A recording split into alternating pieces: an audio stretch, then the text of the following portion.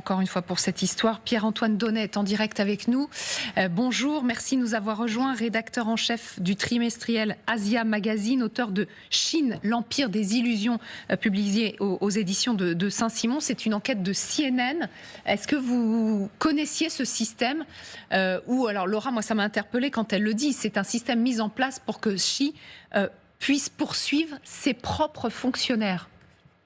Alors, c'est là la nouveauté, parce que les méthodes utilisées, ce sont des pressions psychologiques qui ont été très bien décrites et qui existent depuis fort longtemps, et les témoignages sont nombreux pour corroborer tout ça. Je ne citerai qu'un exemple relativement récent, c'est ce célèbre artiste Ai Weiwei, dissident, qui lui a raconté comment se sont passées ces années en prison, ces interrogatoires jour et nuit, ces pressions psychologiques, les menaces qui avaient été de dire tu ne reverras jamais ta famille et tout ça. Je dirais également que, on le sait, je pense beaucoup d'entre nous le savent, ce goulag chinois, il existe également au Xinjiang, donc l'ancien Turkestan oriental, où plus d'1 million de Ouïghours sont incarcérés et connaissent à peu près ce même régime, Exactement. sinon encore pire. Alors maintenant, la nouveauté, c'est qu'effectivement, comme semble le démontrer la chaîne américaine CNN, maintenant, on voit de nouvelles constructions, de nouvelles prisons pour ceux qui s'opposent au régime à l'intérieur même du système communiste. Et là, c'est quelque chose qui effectivement interpelle, parce qu'à vrai dire, cela semble bien démontrer le fait qu'au sein de ce système communiste, ceux qui sont chargés de promouvoir ce système à l'intérieur même du système, aujourd'hui commencent à le dénoncer, et que donc il existe une opposition bien réelle au dictateur Xi Jinping. Ah, une opposition bien réelle. On va y revenir, c'est très intéressant. Mais quand le système est mis en place, c'est quand même pour lutter contre la corruption dans la fonction publique. Il s'agit que d'un prétexte ? Alors écoutez, c'était l'une des premières décisions de Xi Jinping quand il a pris le pouvoir en 2012. Ça a été de lancer une grande opération contre la corruption en Chine. Alors comme elle est endémique depuis très très longtemps, évidemment, il s'est mis dans son giron évidemment beaucoup de supporters en disant enfin, nous qui devons payer d'énormes fortunes pour pouvoir être soignés à l'hôpital, on n'aura plus à le faire. Mais ça, c'était ce qui était dit. Mais en fait, le but caché, c'était aussi évidemment d'éliminer toute opposition. Et donc, très souvent, l'argument de la corruption est mis en avant pour condamner quelqu'un ou l'incarcérer pour ensuite le soumettre au régime qu'on a vu. Effectivement, vous avez rappelé, donc Xi Jinping est arrivé au pouvoir en 2012. Est-ce qu'au fil des années, il n'a fait que renforcer sa répression sur son peuple? Parce qu'il y a les minorités, vous en avez parlé aussi. Alors écoutez, à vrai dire, l'opposition politique au sein du régime, elle est venue petit à petit, pour plusieurs raisons, mais l'une d'entre elles, qui à mon avis peut-être la plus importante, c'est que il est aujourd'hui le maître incontesté de la Chine parce qu'il a éliminé toute comment dirais-je, collégialité, toute discussion véritable à l'intérieur du parti sur l'avenir de son pays.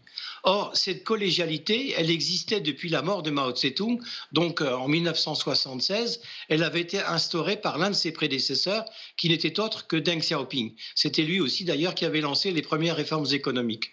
Et depuis qu'il est arrivé au pouvoir, petit à petit, il a mis cette collégialité de côté pour rester lui-même le maître incontesté et le seul. Et donc, de ce fait, à l'intérieur du régime, il y en a qui disent quelqu'un qui reste seul au pouvoir est apte à commettre des erreurs vu qu'il n'écoute personne et il prend toutes les décisions tout seul. Donc ça veut dire que vous êtes en train de peut-être de voir l'émergence de cette opposition qui peut-être pourrait donner quelque chose dans les années à venir ou pas? Alors écoutez, là je n'irai pas aussi vite en besogne parce que le régime est là pour durer encore je ne sais pas combien de temps, mais longtemps malgré tout, parce que comme d'ailleurs l'illustre ce nouveau système carcéral pour les opposants à l'intérieur même du régime, les instruments de répression sont extrêmement sophistiqués et suffisamment brutaux pour pouvoir tuer dans l'œuf toute espèce de contestation, qu'elle soit dans les rues ou à l'intérieur du système qu'on voit maintenant. Donc non, je pense que le régime tel qu'il est, donc dominé par Xi Jinping, est là pour durer encore un certain temps. Le régime tel qu'il est, quel mot vous utiliseriez pour le qualifier, ce régime?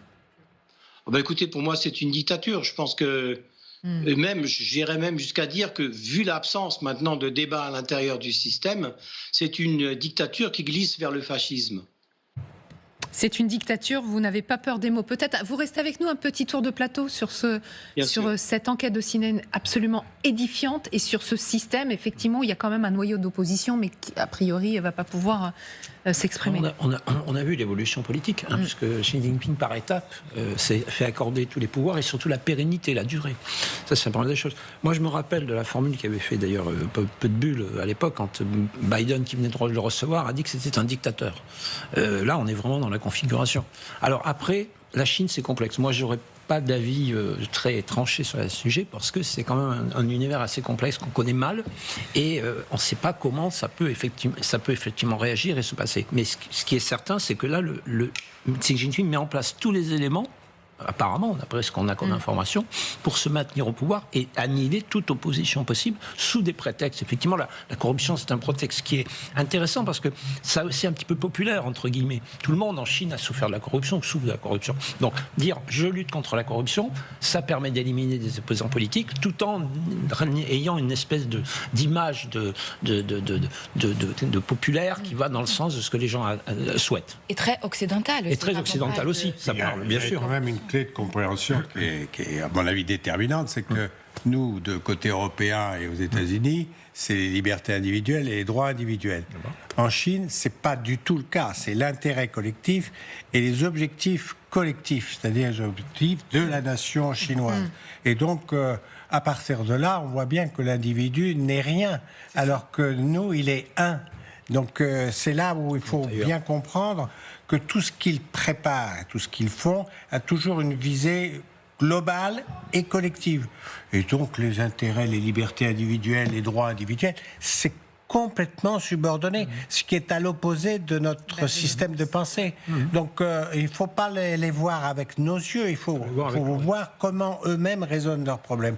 Et c'est comme ça qu'alors, le système carcéral, bon, il le développe, il le modernise, j'ose dire, mais c'est du détail, quoi. Pierre-Antoine Donnet, juste sur ce point, c'est intéressant de vous entendre. Vous êtes d'accord ?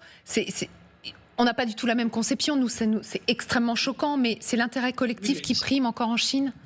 Mais écoutez, là aussi, je pense que les belles paroles sont les belles paroles. Parce qu'évidemment, un système socialiste et bien sûr communiste a fortiori, l'intérêt général est censé prendre le dessus sur les intérêts collectifs. Très bien, pourquoi pas. Mais là, à vrai dire, il est dévoyé. Parce qu'à vrai dire, ce n'est pas l'intérêt général, c'est l'intérêt d'un homme qui s'appelle Xi Jinping, qui veut à tout prix se maintenir au pouvoir, quelles que soient les conditions. Alors, encore une fois, le CNN l'a montré de façon assez intelligente. Si c'est vérifier ce nouveau système carcéral mis en place pour réduire au silence les opposants à l'intérieur du régime, moi j'y vois une évolution très importante qui traduit aussi l'insatisfaction populaire. Parce que vous voyez, il y a d'autres raisons. Il y a aussi une crise économique qui est profonde, un chômage des jeunes qui a explosé. Et ce chômage des jeunes, il touche tout le monde parce que en Chine, le système des retraites est encore vraiment embryonnaire. Donc les anciens, ils comptent sur les jeunes, notamment les jeunes diplômés, pour assurer leur retraite. Or, ces jeunes diplômés, ou même sans diplôme, pour beaucoup ne trouvent pas de travail. Donc là aussi, je pense qu'à l'intérieur du système, certains dirigeants se disent non, on va dans le mur. Donc si on va dans le mur, il faut arrêter tout ça. Et donc, ils deviennent des opposants putatifs ou déclarés. Ouais. Et là, il faut les éliminer. C'est passionnant parce que c'est un pays en mouvement que vous décrivez là quand même. Merci beaucoup Pierre-Antoine Donnet. Merci beaucoup en tout cas pour le Club Info. Merci Laura, à demain.